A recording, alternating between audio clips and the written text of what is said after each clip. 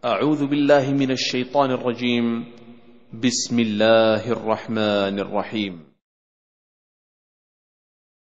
بسم الله. السلام عليكم ورحمة الله وبركاته. إن الحمد لله نحمده ونستعينه ونستغفره ونعوذ بالله من شرور أنفسنا ومن سيئات أعمالنا. من يهده الله فلا مضل له ومن يضلل فلا هادي له.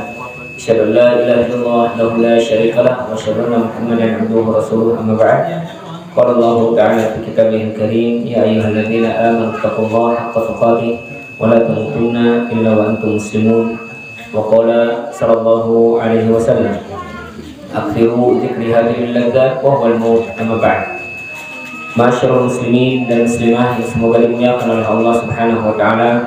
Alhamdulillah, kita memuji dan bersyukur kepada Allah Subhanahu wa taala. Kita masih diberikan oleh Allah Subhanahu wa taala kenikmatan yang mana dengan nikmat yang Allah berikan kepada kita masih diberikan kesempatan juga oleh Allah untuk melakukan amal kebaikan, dan ini juga merupakan kewajiban bagi kita. Semoga Allah Subhanahu wa taala menjadikan ini adalah catatan amal baik kita nanti di akhirat, dan kita akan melihat nanti hasilnya. Dan salawat dan salam kita berikan kepada Nabi kita Nabi Muhammad sallallahu alaihi wasallam, pada para sahabatnya, keluarganya, dan kita semoga sampai pengikutnya sampai yaumul qiyamah, diberikan oleh Allah Subhanahu wa taala syafaat nanti di hari kiamat. Kaum muslimin dan muslimah yang semoga dimuliakan oleh Allah Subhanahu wa taala, insyaallah pada kesempatan malam hari ini kita akan membahas tentang tafsir, ya, yang mana yang akan kita bahas yaitu tafsir surat Al-Falaq dan An-Nas. Surat Al-Falaq dan surat An-Nas. Terkadang kita tahu dan hafal ini dua surat, akan tetapi mungkin kebanyakan dari kita belum tahu makna daripada Al-Falaq ini dan An-Nas, ya. Bahkan surat Al-Falaq dan An-Nas ini adalah bacaan yang sering dibaca oleh Rasul SAW dan para sahabat yang lain ketika beliau terkena keburukan, entah disengat, ya, entah disulut bahasa kita memang, atau mungkin diganggu oleh keburukan, dan biasa digunakan juga untuk meruqyah, dan disebut juga dengan dua surat ini dengan Al-Mu'awwidhatan, dua surat perlindungan. Jadi kalau ada yang terganggu atau yang tersengat oleh sesuatu, diganggu mungkin oleh jin dan yang lainnya, maka yang dibaca biasanya Qul a'udzu birabbil falaq dan Qul a'udzu birabbin nas. Ya, makanya ini surat pamungkas luar biasa. Dan surat ini surat Al-Falaq, ya, surat yang ke 100 berapa? 13. An-Nasnya 114. Dan surat ini terdiri dari 5 ayat. Al-Falaq 5 ayat, ya. Apa arti Al-Falaq? Arti Al-Falaq apa? Waktu subuh. Insyaallah nanti kita bahas juga Al-Falaq. Apa makna dari Al-Falaq? Tapi sebelum kita membahas tentang itu, maka setidaknya kita membahas bahwasanya manusia hidup di dunia ini rata-rata hanya ingin dua perkara. Di dunia ini manusia menginginkan hanya dua perkara. Apa itu dua perkara yang diinginkan oleh manusia pada umumnya? Kita semua menginginkan dua itu. Hidup di dunia ini tidak ada lain, ya, kecuali hanya ingin dua perkara. Yang pertama nyaman, ya. Yang pertama ingin yang namanya kebaikan, benar tidak? Dan yang kedua ingin terhindar dari keburukan. Udah itu aja, ya. Jadi kita hidup di dunia itu ya ingin yang namanya kebaikan, dan di antara kebaikan itu sehat, ya. Siapa yang gak mau sehat? Rata-rata pengen sehat, ya. Ingin juga kaya, ingin punya uang cukup minimal. Itu yang diinginkan oleh manusia. Kemudian terkadang ingin punya pasangan, ingin punya anak, ya, ingin mendapatkan lebih daripada itu. Itulah keinginan manusia di dunia. Yang pertama kebaikan, ya. Makanya orang mukmin ketika menginginkan kebaikan, dia selalu sandarkan keinginannya itu kepada Allah Subhanahu wa taala. Apapun yang mereka inginkan, dia sandarkan hanya kepada Allah Subhanahu wa taala. Dan yang kedua keinginan manusia di dunia ini yaitu ingin terhindar dari keburukan. Apa salah satu di antara keburukannya? Nggak mau yang namanya sakit, ya. Siapa yang mau sakit? Nggak ada, ya. Nggak mau yang namanya fakir, kekurangan, nggak mau yang namanya miskin, nggak mau terkena musibah, nggak mau terkena atau nggak mau melakukan kebaikan, keburukan, nggak mau memiliki dosa, nggak mau melaksanakan maksiat. Semua itu yang diinginkan oleh manusia, ingin kebaikan dan terhindar dari keburukan. Kita bekerja rata-rata ingin kebaikannya, kemudian kita minum obat karena ingin terhindar dari keburukannya. Itulah yang diinginkan oleh manusia. Maka dari dua perkara ini akan terlihat kalau orang yang tak beriman, dia akan menyandarkan kepada selain Allah. Tapi kalau orang beriman, dia akan selalu menyandarkan segala keinginannya, ya, itu dengan bertawakal kepada Allah Subhanahu wa taala. Karena dari tawakal itu akan Allah berikan yang lebih. Karena Allah Subhanahu wa taala mengatakan, wa may yatawakkal 'ala Allah fa huwa hasbuh.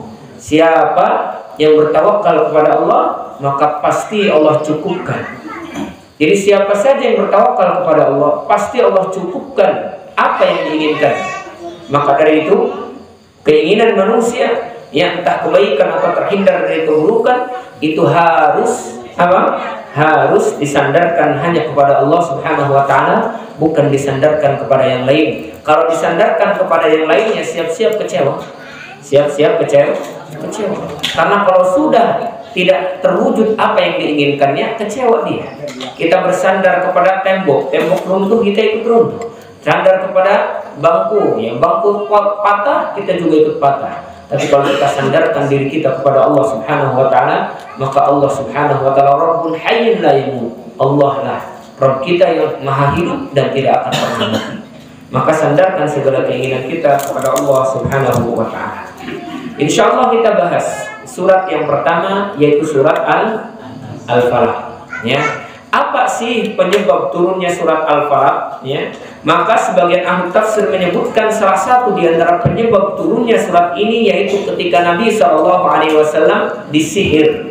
Siapa yang sihir Rasulullah SAW? Orang Yahudi, yaitu Al-Lubid atau Al-Labid ibn Al-Aqsam Al-Yahudi, yang sihir Nabi SAW, ya. Sehingga apa yang disihir oleh Labid kepada Rasulullah SAW menjadikan efek dari sihir tersebut, yaitu Rasulullah seolah-olah berhalusinasi, seolah-olah telah melakukan ini padahal belum. Akan tetapi kata para ulama, ini tidak berdampak kepada wahyu yang diturunkan oleh Allah Subhanahu wa taala. Hanya berdampak kepada perbuatan Nabi, yang mana sihir itu ibarat penyakit, yang mana Rasulullah pun pernah terkena penyakit. Bahkan penyakit Rasulullah 2 kali lipat daripada penyakit manusia biasa. Sebagaimana di dalam riwayatnya kata Rasulullah SAW, sesungguhnya apa yang kau rasakan dari panas, aku 2 kali lipat yang kau rasakan, wahai sahabat. Ya, jadi Rasulullah pun terkena sihir sama. Hanya saja sihir ini tidak berdampak dengan apa? Tidak berdampak dengan wahyu yang Allah turunkan kepadanya. Ya, jadi enggak berhalusinasi seolah-olah wahyu belum tersampaikan. Enggak. Ya, kalau ini tidak berdampak karena Allah yang menjaga wahyu tersebut. Hanya saja ini sebagai penyakit seolah-olah Rasulullah lupa melakukan sesuatu yang dikira sudah padahal belum. Sebagaimana juga pernah datang bahwasanya para nabi dan rasul pernah disihir. Salah satu di antaranya Nabi Musa alaihissalatu wassalam pernah disihir. Ya. Pernah disihir ketika apa? Ketika melawan Fir'aun dan melawan siapa? Tukang sihirnya. Dan Allah Subhanahu wa taala menyebutkan tentang apa? Tentang Nabi Musa, qala bal alqu fa idha hibaluhum wa asiyuhum yukhayyalu ilaihi min sihrin annaha tas'a. Jadi ketika Nabi Musa disihir, ternyata Nabi Musa seolah-olah melihat sesuatu itu bergerak. Padahal tidak ada apa-apa, hanya tali dan hanya sebagian tongkat saja. Bergerak dia. Kemudian apa? Fa'ujasa fi nafsihi khifatan Musa. Kemudian Nabi Musa di dalam dirinya merasakan rasa takut. Padahal enggak ada apa-apa. Tapi karena terkena sihir itu, Nabi Musa alaihissalam matanya terkena sihir. Pada akhirnya apa? Pada akhirnya Nabi Musa merasakan kekhawatiran. Kemudian la takhaf, jangan takut wahai Musa. Alqi ma fi yaminik. Ya, lemparkan apa yang di tanganmu. Ya, lemparkan. Maka semua yang dilempar atau yang dilemparkan Nabi Musa akan memakan fayatal khawfu ma yaktikun. Ternyata apa yang dilemparkan oleh Nabi Musa memakan semua yang ada di depannya. Ya, semua yang di depannya. Kemudian apa? Kemudian wa ulqiyas saharatu sajidin. Kemudian para tukang sihir langsung bersujud. Qalu amanna bi rabbil alamin, Rabbi Musa wa Harun. Aku beriman kepada Rabbul alamin, Rabb semesta alam, yaitu Rabb Musa dan Harun. Berarti menandakan di sini para nabi pun disihir. Sebagian yang mengatakan tidak mungkin nabi disihir, tapi pendapat yang lebih kuat bahwasanya nabi dan rasul ya disihir, hanya saja tidak berdampak kepada wahyu yang diturunkan oleh Allah Subhanahu wa taala. Ayat yang pertama Allah Subhanahu wa taala menyebutkan qul a'udzu birabbil falaq, ya. Qul artinya katakan. Di sini satu kalimat qul ini untuk satu orang. Karena kalau banyak itu qulu, katakan. Kalau untuk banyak, berarti di sini menandakan Allah Subhanahu wa taala memerintahkan kepada nabinya hanya saja ya khitab atau yang diajak bicara ini bukan hanya nabi. Ini umum untuk semua yang mendengarkan yang kira-kira bisa diajak bicara. Jadi qul katakan wahai Muhammad, ya, a'udzu birabbil falaq. A'udzu artinya yaitu aku berlindung, aku memohon penjagaan, aku memohon perlindungan, ya. Birabbil falaq, Rabbnya al-falaq. Apa arti al-falaq? Al-falaq ada dua makna. Yang pertama al-isbah. Isbah itu ya waktu subuh, yang sebagaimana kita tahu. Dan yang kedua al-falaq artinya falikul habbi wan nawa, pencipta tumbuh-tumbuhan, pencipta biji-bijian dan penumbuh biji-bijian. Maksudnya Allah bisa menumbuhkan biji-bijian, Allah bisa menumbuhkan bibit-bibit yang kita tanam. Makanya kata para ulama, termasuk Syekh Utsaimin, beliau mengatakan ketika engkau membaca qul a'udzu birabbil falaq, katakanlah ya aku berlindung kepada Rabbu al-falaq, maka falaq itu dua makna, ya penumbuh biji-bijian yang menjadikan tumbuh itu biji-bijian dan menjadikan tumbuh itu bibit-bibit. Dan yang kedua ya yaitu Rabb waktu subuh. Karena waktu subuh kalau tidak ada Rabbnya nggak bakal datang itu. Ini malam. Ya, kalau misalkan nggak ada yang mengatur malam ini nggak bakal datang siang. Makanya kita hadirkan ketika baca itu bahwasanya Rabb yang bisa menumbuhkan tumbuh-tumbuhan dan Rabb yang bisa mendatangkan waktu subuh. Karena waktu subuh ini nggak sembarangan datang peredaran waktu, enggak, ada yang mengatur. Ya, bagaimana tidak ada yang mengatur? Nih, yang mungkin kita lihat ya, yang mungkin kita rasakan saja apa bendera yang mungkin sederhana, gampang. Kira-kira ini ada yang menciptakan apa jadi sendiri? Ada yang menciptakan. Ada yang menciptakan, benar tidak? Ini sekecil ini saja, tutup botol. Kira-kira ada sendiri apa ada yang menciptakan? Menurut kita ada harganya nggak ini? Ada harganya? Berapa harganya? Berani beli 1.000? Berani nggak beli 1.000? Ya, nggak berani. 500 perak maksudnya menurut kita nggak ada harganya. Sesuatu yang menurut kita nggak ada harganya saja ada yang menciptakan. Apalagi langit dan bumi, siang dan malam. Kira-kira pantas nggak kalau ada orang yang berbicara nggak ada yang menciptakan? Nggak ada yang pencipta, nggak ada Tuhan, nggak ada Rabb. Kira-kira gimana? Ya nggak masuk akal. Sedangkan peredaran langit dan bumi, matahari yang sebesar itu, bulan yang sebesar itu, nggak mungkin kalau tidak ada yang menciptakan dan mengatur. Dan kalau sudah diciptakan, kira-kira bisa tidak ada yang mengatur apa diatur? Atau ini nih mie diciptakan bagus, mewah, harganya luar biasa. Kalau nggak dirawat, kalau nggak perbaiki ya tetap nggak bakal benar. Ini nggak mungkin Allah menciptakan seluruh muka bumi ini tanpa diatur oleh Allah Subhanahu wa taala. Kalau tidak diatur ya tabrakan matahari dengan bulan, bumi dengan planet-planet yang lainnya. Sudah pasti bertabrakan. Maka kita yakini subuh pun ini ada yang mengatur dan mendatangkan waktu subuh yaitu Allah Subhanahu wa taala. Maka aku berlindung, kata Allah, katakan wahai Muhammad, aku berlindung kepada Rabb pemilik pertama penumbuh tumbuh-tumbuhan dan biji-bijian serta bibit-bibit, dan Rabb yang mana dia bisa mendatangkan waktu subuh. Rabb ya, Rabb waktu subuh yang menciptakan subuh ya, dan yang mendatangkan waktu subuh ya. Maka kata para ulama maknanya dua, falikul isbah yaitu yang mendatangkan waktu subuh. Ya, katakanlah aku berlindung kepada Tuhan yang menguasai subuh atau yang mendatangkan waktu subuh. Ini makna daripada al-falaq. Ya. Bahkan ada juga yang mengatakan falak itu artinya sumur. Ya. Dan banyak sekali makna daripada falak. Kemudian ayat yang kedua apa? Min syarri ma khalaq. Apa artinya? Dari kejahatan makhluk Allah yang diciptakan. Kita berlindung kepada Allah Subhanahu wa taala dari makhluknya. Dari makhluk Allah. Kata ma berarti menandakan mausulah, sehingga maknanya umum, semuanya makhluk Allah. Mau itu berupa jin dan manusia, ya, atau mungkin binatang, atau mungkin hewan yang lainnya, apa saja yang termasuk makhluk Allah, maka kita berlindung dari keburukan makhluk yang diciptakan oleh Allah Subhanahu wa taala. Salah satu di antara yang pertama harus kita berlindung kepadanya dari makhluk Allah, yaitu diri kita sendiri. Jangan dulu dari orang lain.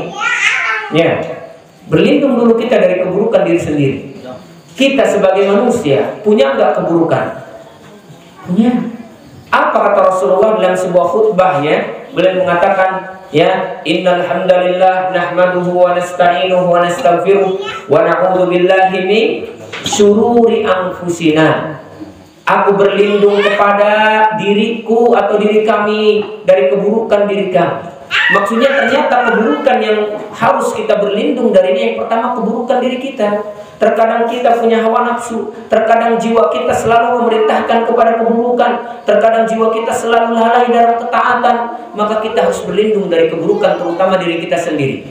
Maka jiwa manusia yang disebutkan oleh Allah dalam Al-Quran an-nafsu, ya, jiwa manusia disebutkan oleh Allah dalam Al-Quran dengan 3 sifat. Yang pertama, nafsu al-mutmainnah. Sebagaimana kata Allah dalam Al-Quran, irji'i ya ayuhan nafsul mutmainnah, irji'i ila rabbiki radiyatan mardiyah. Apa itu nafsul mutmainnah? Nafsul mutmainnah jiwa yang selalu melaksanakan ketaatan.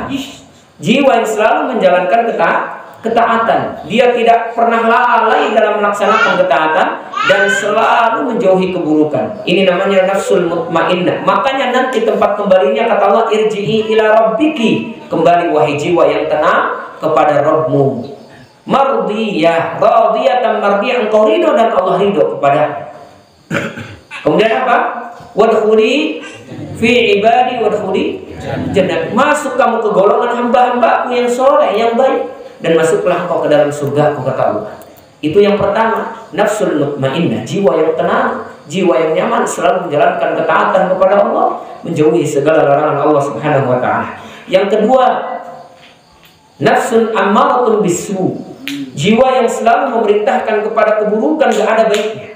Yang pertama gak kenal buruk, yang kedua selalu kenal yang buruk.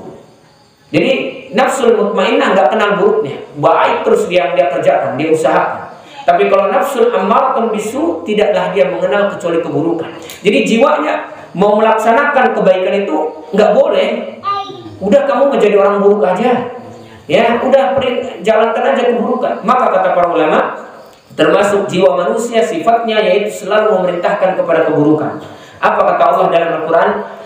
Innan nafsa la'ammaratun bisu. Sesungguhnya jiwa manusia selalu memerintahkan kepada keburukan. Makanya hati-hati, ya. Terkadang ketika kita ingin melakukan kebaikan, bergelut hati kita dengan apa? Jiwa yang memerintahkan kepada keburukan. Makanya kalau nafsul ammaratun bisu itu selalu memerintahkan kepada keburukan. Jiwa yang selalu memerintahkan keburukan gak kenal kebaikan. Ya, jadi mau ngelakuin kebaikan itu rada garetek, bahasa kitanya mah. Tau garetek? Ih, aing lanjang mas soleh, aing mah bahasa kitanya. Saya mau bukan orang soleh, saya mau orang biasa, bukan ustaz, bukan kiai, bukan orang baik. Jadi mau melakukan tuh kayaknya getek, malu gitu, ya. Karena kenapa? Karena sudah didoktrin oleh jiwanya yang selalu memerintahkan kepada keburukan. Dan yang ketiga yaitu an-nafsul lawwamah, jiwa yang selalu mencela. La uqsimu biyaumil qiyamah wa la uqsimu bin nafsil lawwamah. Ya, jadi ada jiwa yang selalu mencela dirinya. Kenapa mencela? Pertama, kata para ulama, dia mencela dirinya karena kenapa sedikit melakukan kebaikan. Yang kedua, dia mencela dirinya kenapa kebanyakan melakukan keburukan. Jadi nanti di akhirat dia mencela dirinya, dulu kenapa saya di dunia nggak banyak beramal, saya tahu ini baik tapi kenapa enggak. Dulu kenapa saya di dunia nggak meninggalkan, saya tahu ini buruk, kenapa saya nggak tinggalkan. Jadi mencela dirinya. Ya, dan ini dua-duanya seimbang. Kebaikan dilakukan, keburukan dilakukan. Apa bahasa kita nih singkatan? STMJ. Ya. Jadi akhirnya nanti akan menjadi nafsu lawwamah yang selalu memerintahkan kepada kebaikan, dan yang mencela dirinya karena kurang melakukan kebaikan, dan mencela dirinya karena terlalu banyak melakukan keburukan. Ya. Maka ini jiwa manusia. Maka kita berlindung kepada makhluk Allah yang diciptakan. Ini termasuk ayat Al-Quran yaitu Al-Falaq. Ya, yang pertama itu berlindung dulu dari diri kita, karena kita nggak tahu keburukan diri kita. Terkadang diri kita itu banyak keburukannya. Ya, sedikit-sedikit melakukan keburukan. Ya, keburukan kita nggak tahu. Terkadang kita lalai, terkadang kita riya. Salah satu di antara keburukannya kita punya sifat riya, beramal ingin dilihat. Ya, punya sifat sombong, punya sifat dengki, punya sifat takabur, punya sifat banyak sekali. Ya, maka kita berlindung dari keburukan diri kita. Barulah nanti kita berlindung dari keburukan syaitan. Jadi keburukan, ya, atau makhluk Allah itu ada dua juga. Ada yang selalu memerintahkan keburukan, gak ada baiknya. Siapa itu? Syaitan dan iblis. Ya, iblis dan syaitan itu merintahkannya kepada keburukan, gak ada baiknya. Gak ada yang namanya syaitan atau iblis memerintahkan kepada kebaikan, gak ada.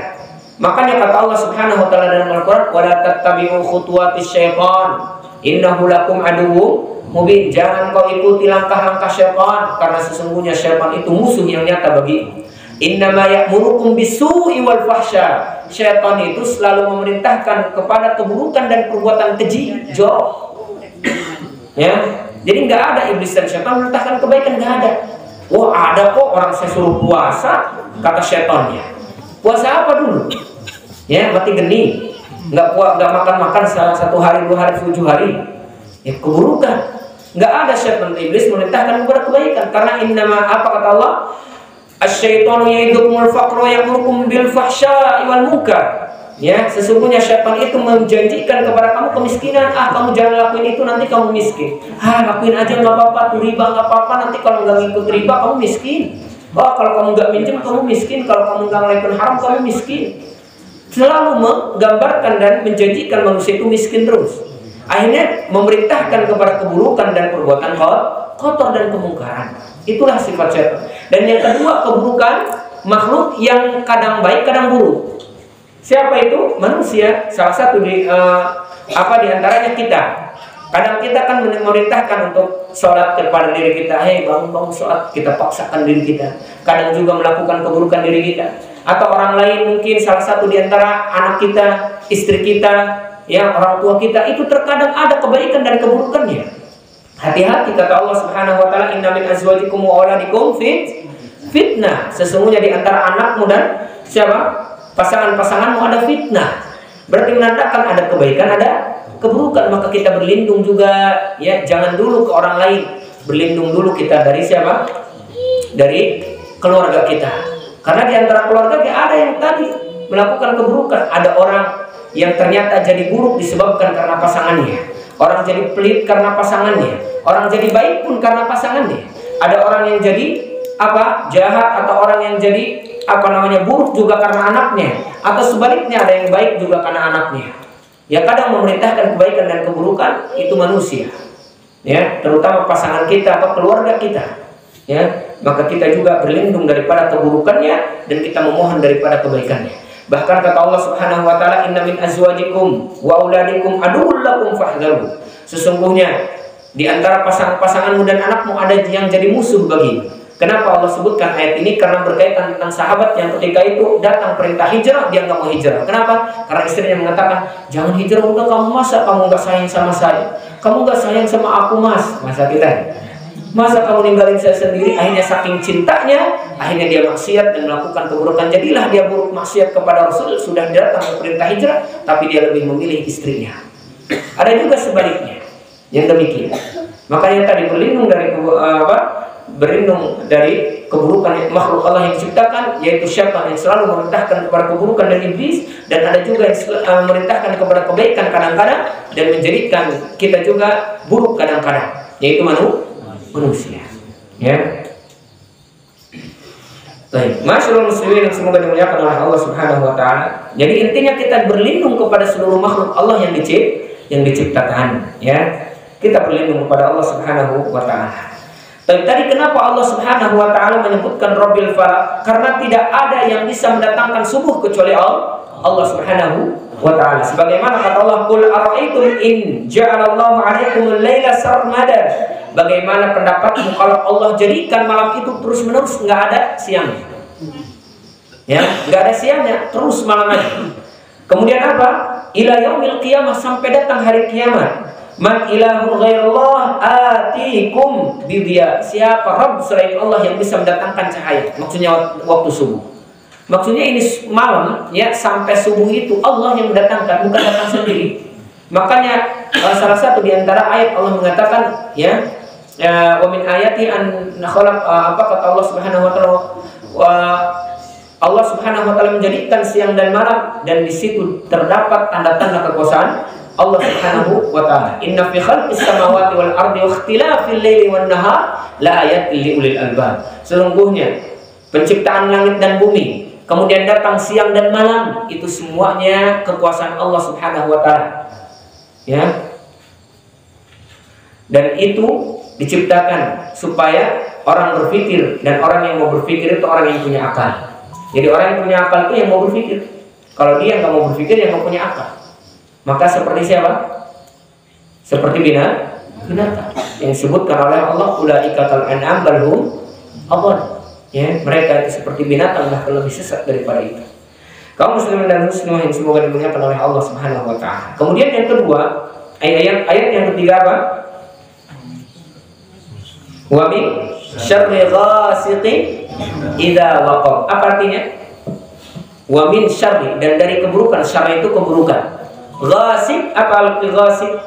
Ghasiqin artinya al-lail idza jaa bi dhulmi, yaitu gelap atau malam ketika datang dengan kegelapannya.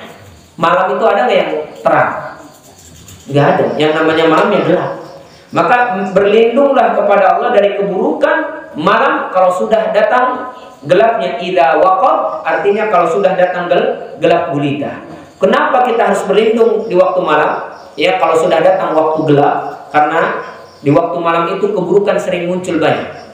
Salah satu di antara keburukannya, keburukan binatang tidak terlihat. Binatang buas datang di waktu malam tak terlihat. Ya, ada ularnya, ada kalajengkingnya, ada harimau, ada singanya. Itu keburukan makhluk Allah pada malam hari, tak terlihat oleh kita. Berlindung kita dari keburukannya. Ada juga biasanya keburukan dari tukang sihir, keburukan dari orang-orang yang tak senang sehingga mengirimkan dengan syaitan. Biasanya kan sihir itu datangnya malam. Ada nggak sihir kadang siang? Jarang. Ya, rata-rata malam lagi tidur ada yang jatuh. Semalam saya dengar apa tuh? Ada yang jatuh di genteng saya. Kayaknya saya ada yang nyantet. Kayaknya saya ada yang guna-guna ini, Ustaz. Ya. Nah, biasanya kan jin, orang yang ngirim-ngirim itu biasanya di malam hari. Jangan di siang hari, kecuali tukang paket baru. Kalau paket ngirimnya pagi hari, siang hari. Kalau malam itu biasanya siapa? Ya, tukang gorengan ya. Kalau malam itu biasanya tukang sihir, ya, perdukunan, jin, ya. Maka berlindung dari malam hari. Waktu malam kalau sudah datang, karena di malam hari itu sering datang keburukan. Bahkan kata Rasulullah SAW di dalam sebuah riwayatnya, kalau datang malam maka apa? Ghattis siqa, tutup itu tempat minum. Kemudian tutup jendela, matikan lampu. Karena pada malam hari turun bala, ya. Tidaklah melewati satu tempat yang tidak dibuka kecuali pasti mengenai itu. Jadi wajar kalau misalkan kita minum jadi beteng lain sehat. Karena mungkin tidak tertutup itu minuman, ya, corong atau teko. Makanya teko-teko ditutup. Bisa masuk bala di situ, entah balanya dari makhluk Allah, cicak masuk, kemudian buang air atau kencing, kemudian kita minum, kita sakit perut, atau mungkin yang lainnya, ya, tempat wudhu atau yang lainnya, air ditutup kalau bisa, ya, ditutup, karena turun di situ pada malam hari bala. Ya, maka keburukan malam hari kalau sudah datang waktu malam. Kemudian roh-roh jahat, hewan-hewan yang mengganggu mulai bertebaran biasanya pada malam hari. Makanya kata Rasulullah SAW, kalau datang waktu maghrib, karena kan itu awal malam. Kalau sudah turun matahari, ya, maka datang awal malam. Maka kata Rasulullah, masukkan anak-anakmu ke dalam rumah dan tutuplah jendela. Karena kenapa? Karena syaitan pada saat itu berkeliaran dan bisa mengganggu anak-anak kita. Maka kalau baheula, ya biasanya ulah-ulin maghrib, ya bisikati tajung mata setan, ya. Ya benar, ya ibu-ibu. Kamasan dah. Gitulah ya. Kati tajung mata setan tak apa. Pokoknya waktu maghrib ada setan, nah. Sebagaimana hadis Rasulullah SAW, masukkan ke dalam rumah anak-anak, ya, karena di situ roh dajjal atau syaitan masuk. Dan kemudian maling juga pada malam hari, benar nggak? Maling malam hari, yang siang hari jarang, ya, maling rumah atau apa, ngebegal juga rata-rata malam, ya, sekalipun ada sih, ya, hanya siang hari itu hanya orang-orang yang malingnya maling uang banyak, ya, siang itu. Ya.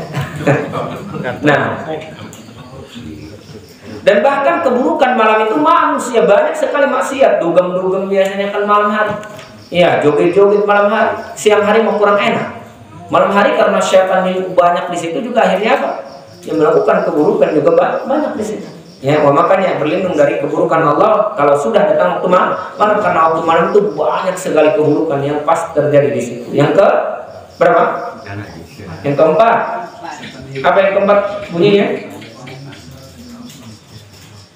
Yang keempat apa? Wa min syarri naffatsati fil 'uqad. Ya.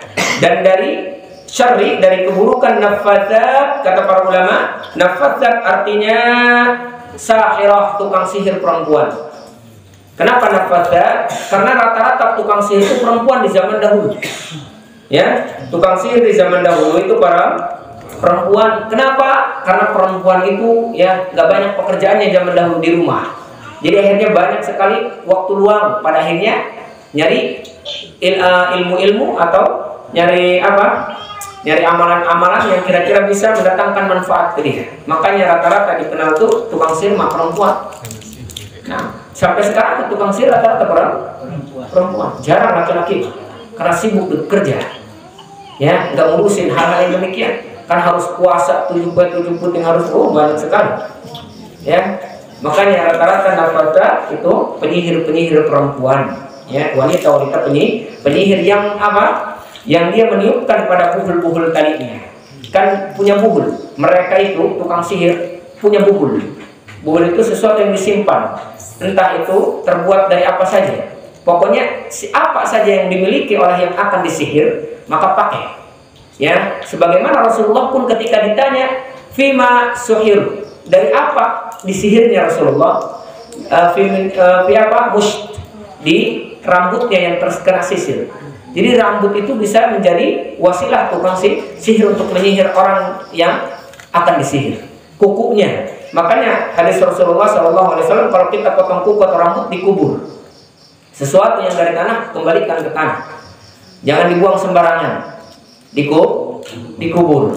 Ya. Karena itu bisa jadi wasilah sihir. Bahkan semua yang dipakai oleh orang yang akan disihir itu bisa jadi wasilah.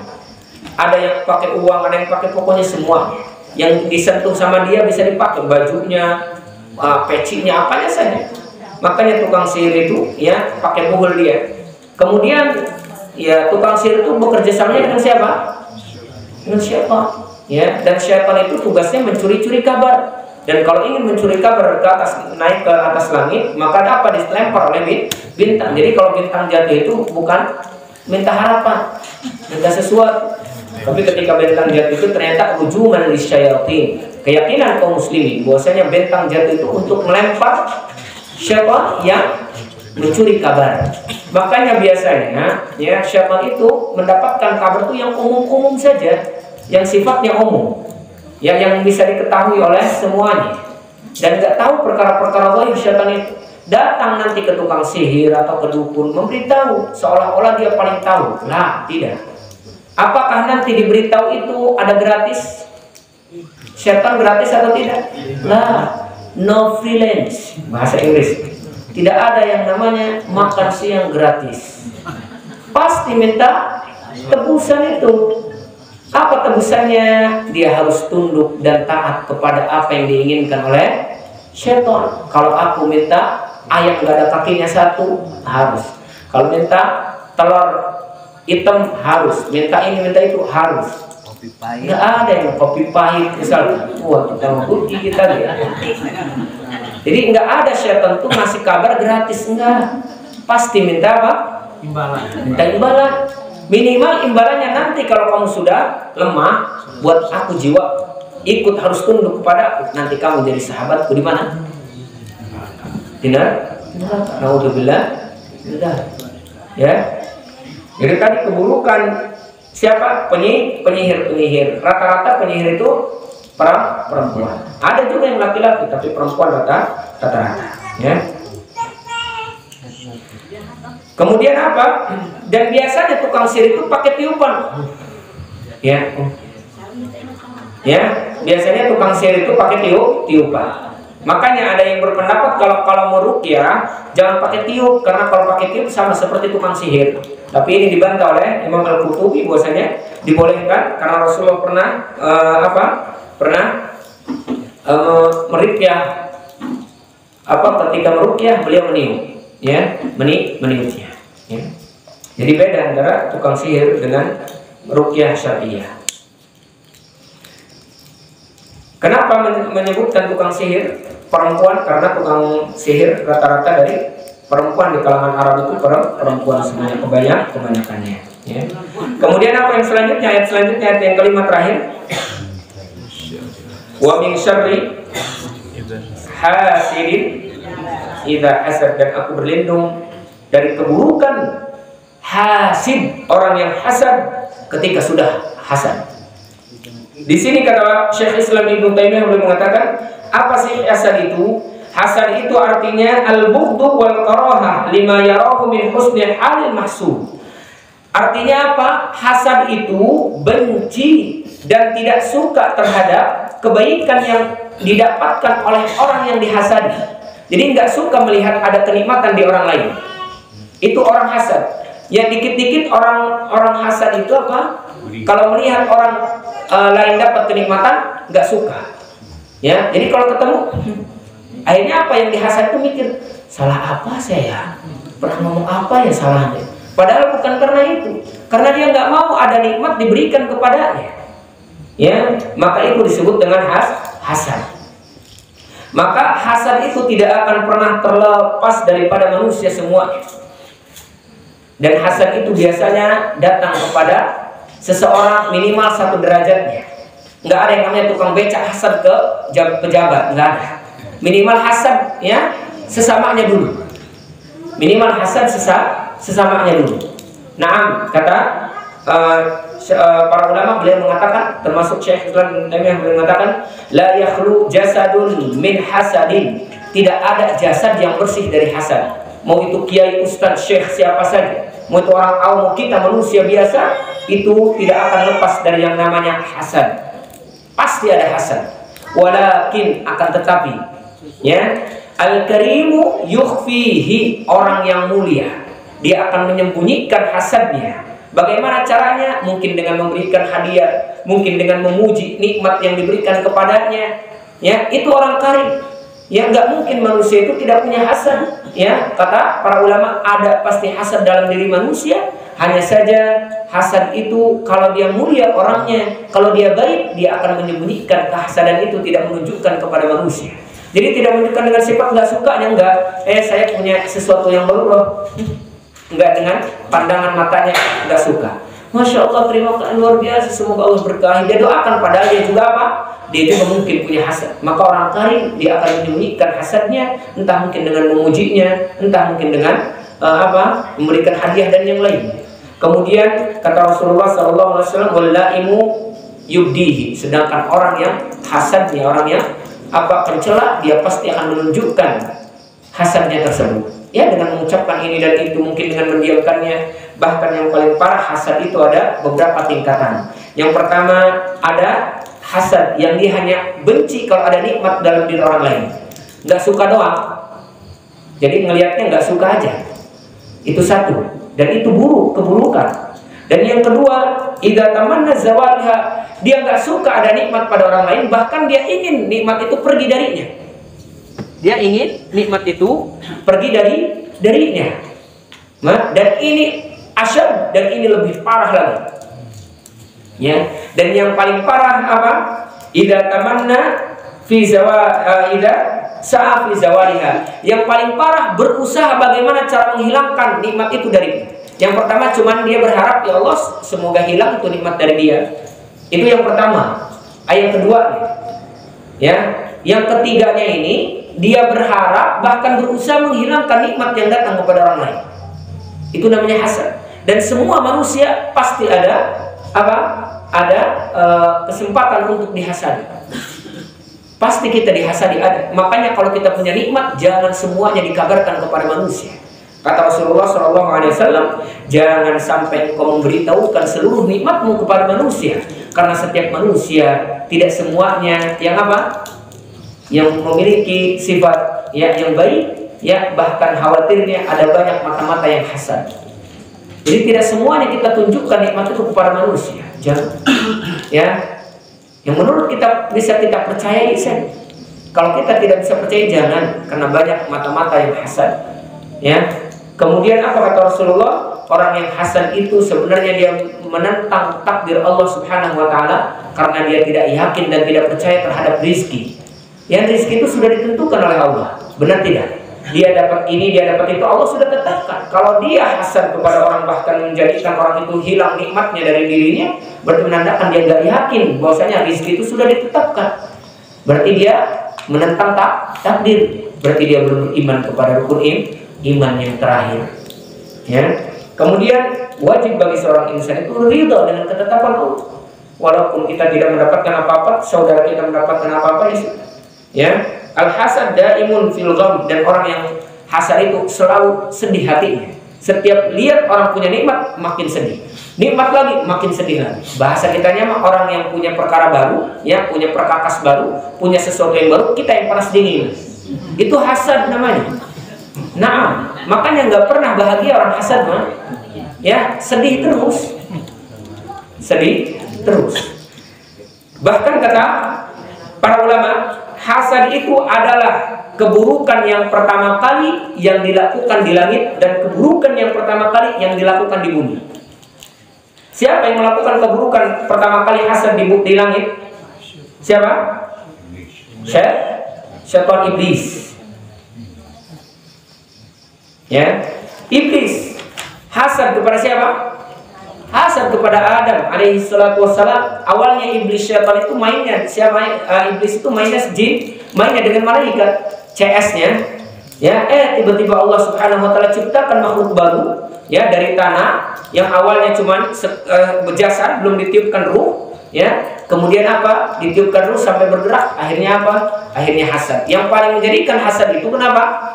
Disuruh sujud kepada Adam. Ya Allah, khalaqtani min nari wa khalaqtahu min tin. Ya Allah, Engkau ciptakan aku dari api dan dia diciptakan dari tanah. Maksudnya apa? Aku cahaya, ya Allah. Ya. Aku api, dia tanah. Buruk lagi, ya Allah. Masa aku harus sujud? Ya. Kata siapa? Kata Adam, hasad. Kata siapa? Iblis. Iblis hasad. Dia makhluk baru datang, kenapa kami suruh sujud, ya Allah? Ya, hasad dia. Diberikan nikmat ada, ya, akhirnya apa? Hasad. Bahkan di dalam riwayatnya ada juga, ya Allah, malaikat mengatakan apa? Wa qala rabbuka lil malaikati inni ja'ilun fil ardi khalifah. Qalu atajalu fiha may yufsidu fiha wa yasfiku dima. Ya Allah, masa Engkau akan menciptakan manusia yang akan merusak di muka bumi? Qala inni a'lamu ma la ta'lamun. Wahai malaikat, aku tahu apa yang kau tidak ketahui. Langsung malaikat bertobat. Qalu subhanaka la ilma lana illa ma 'allamtana. Ya Allah, Maha suci Engkau, kami tak tahu kecuali apa yang Kau ketahui, ya Allah. Tawadu, akhirnya malah malaikat setelah itu. Tapi iblis mah tidak. Hasad, dengki, sampai akhirnya apa? Dikeluarkan dia daripada apa? Daripada surga. Jadi hasad dan sombong itulah keburukan yang pertama dilakukan di langit, dan keburukan yang dilakukan pertama kali di bumi juga hasad. Siapa contohnya yang melakukan keburukan hasad? Anak Adam. Makanya saking hasadnya itu iblis, dia mengatakan qala rabbi bima aghwaytani la uzayyinanna lahum. Wahai Rabbku, karena engkau telah menjadikan aku sesat, yang engkau telah memvonisku sesat, maka aku akan hiasi di mata-mata mereka segala keburukan. Ya. Fil ardi, di muka bumi, wala ubuyannahum ajmain, akan aku sesatkan mereka semuanya illa ibadaka minhumul mukhlasin, kecuali hamba-Mu yang soleh, yang ikhlas. Ya, dalam beramin. Nanti kita bahas ini di dalam surat An-Nas. Ya.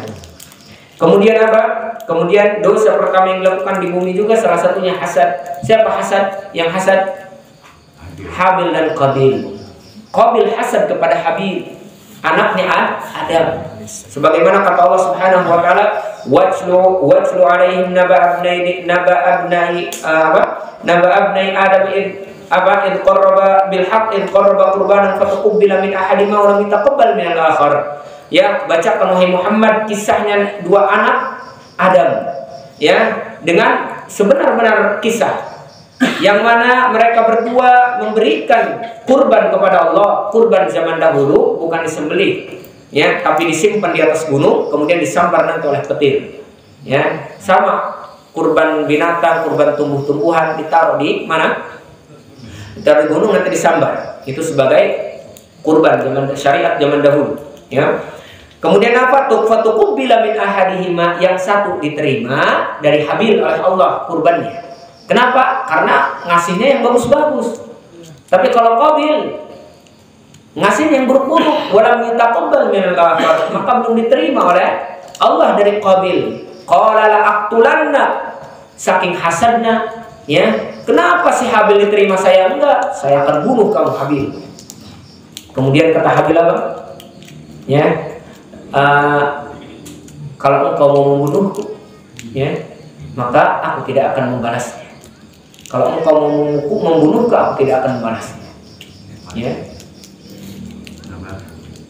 Ya, jadi ini hasad yang pertama yang dilakukan oleh manusia di bumi, di langit. Hasad juga salah satu di antara dosa yang dilakukan. Kemudian di bumi pun adalah hasad. Maka hasad itu salah satu di antara perkara yang sangat mengkhawatirkan. Kita berlindung daripada keburukan orang-orang yang hasad. Kenapa? Padahal yang namanya keburukan itu, hasad itu keburukan makhluk yang Allah ciptakan. Tapi kenapa Allah sebutkan berbeda di sini hasad? Karena hasad itu keburukan yang paling besar dan tidak akan terlepas dari manusia. Maka coba kita usahakan berlindung daripada yang namanya hasad. Kita juga berlindung dari orang-orang yang hasad terhadap kita. Ya, makanya salah satu di antara doa yang diajarkan oleh Nabi, termasuk doa yang dibacakan kepada cucunya Hasan dan Husain, beliau mengatakan, "U'idzuka bi kalimatillahi tammati min kulli syaitani wa hamma wa min kulli ainin lamah." Jadi hasad salah satu di antaranya mulai dari mata. Jadi mata kalau sudah tidak enak timbul ke dalam hati, akhirnya hasad. Ya. Maka berlindunglah dari hati-hati yang hasad. Dan hasad itu sifatnya orang-orang Yahudi. Am yahsuduna an-nasa ala ma atahumullahu min fadli. Apakah mereka hasad terhadap apa yang Allah berikan kepada mereka? Ya, yang tak diberikan kepada mereka diberikan kepada orang lain. Itu hasad pada akhirnya. Itu orang Yahudi. Rata-rata seperti itu. Kemudian Allah juga menyebutkan dalam Al-Quran, kalau kita ingin terhindar dari hasad, maka apa? Wala tatamannaw ma faddalallahu bihi ba'dukum ala ba'd. Jangan engkau berharap yang Allah berikan kepada orang lain, ya, itu ingin diberikan kepada kalian. Maksudnya jangan berharap, abdi, kalau Allah memberikan kepada yang lain, udah gak usah berharap. Jangan harap. Udah biarkan. Lirrijali nasibum mimma kasabu, bagi laki-laki sudah ditetapkan atas usahanya. Walin nisa'i nasibum mimma kasabna, dan bagi perempuan pun sudah ditetapkan takdirnya. Kemudian kata Allah, was'alullaha min fadli. Kalau mau minta kepada Allah, ya Allah, sebagaimana Engkau berikan kepada fulan, berikan kepadaku ya Allah. Berkahi si fulan ya Allah. Mintalah kepada Allah karunia-Nya. Jadi yang diberikan oleh Allah kepada si fulan bisa kita dapatkan dengan meminta kepada yang memberi. Siapa yang memberi si fulan? Allah. Minta kepada siapa? Allah minta ke si fulan, belum tentu ngasih. Hasad, ya, kita hasad bikin kita penyakitan. Lebih baik kita minta was'alullah min fadlih. Mintalah engkau kepada Allah Subhanahu wa ta'ala. Jadi ini ternyata salah satu di antara doa dan ayat yang mana kita dianjurkan juga untuk berlindung kepada Allah Subhanahu wa ta'ala dalam keburukan apa saja. Kalau ada anak kita terkena panas, boleh jadi mungkin karena ada hasad. Ya, orang lain mungkin belum dikasih anak, dia udah dikasih, baru nikah kemarin, udah dikasih anak, kamu baru nikah, sudah nikah 10 tahun belum dikasih anak. Akhirnya hasadlah di situ dia. Iri, ada nikmat dari dia. Ya, dari orang lain iri. Nah, kemudian panas, boleh jadi anaknya karena terkena air misal. Ya, maka dibacakan ini ayat Qul a'udzu birabbil falaq, ya.